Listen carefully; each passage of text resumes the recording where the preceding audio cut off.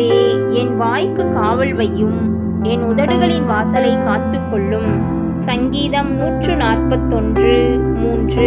நம்முடைய வாயானது சொற்களாலே பல பேரை ஈர்ப்பதும் பல பேரை அழிப்பதும் உண்டு.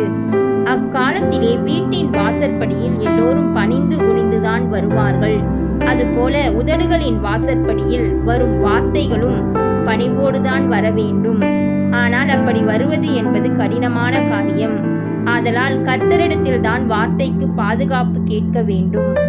நீதிமொழிகள் 13:3. தன் வாயை காக்கிறவன் தன் பிராணனை காக்கிறான், தன் உதடுகளை விரிவாய் திறக்கிறவனோ கலக்கமடைவான் என்று பார்க்கின்றோம். ஆம், நம் வாயை நாம் காக்கும் பொழுது நம்முடைய பிராணனும் காக்கப்படுகிறது. தேவையில்லாத காரியங்களில் நம்முடைய உதடுகளை விரிவாய் திறந்து பேசும் பொழுது பல பிரச்சனைகள் ஏற்படுகின்றது.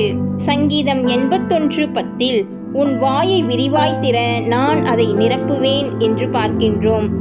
ஆம், நாம் கர்த்தரை துதிப்பதற்கு மாத்திரம் நம் வாயை விரிவாய் திறக்கும் பொழுது கர்த்தர் நம்மை நன்மையினால் நிரப்புகிறவராயிருக்கின்றார். ஆதலால் தாவீதைப் போல நாம், கர்த்தாவே, என் வாய்க்கு காவல் வையும், என் உதடுகளின் வாசலை காத்துக்கொள்ளும் என்று கேட்போம். கர்த்தர் தாமே நம்மை ஆசீர்வதிப்பாராக. ஆமேன்.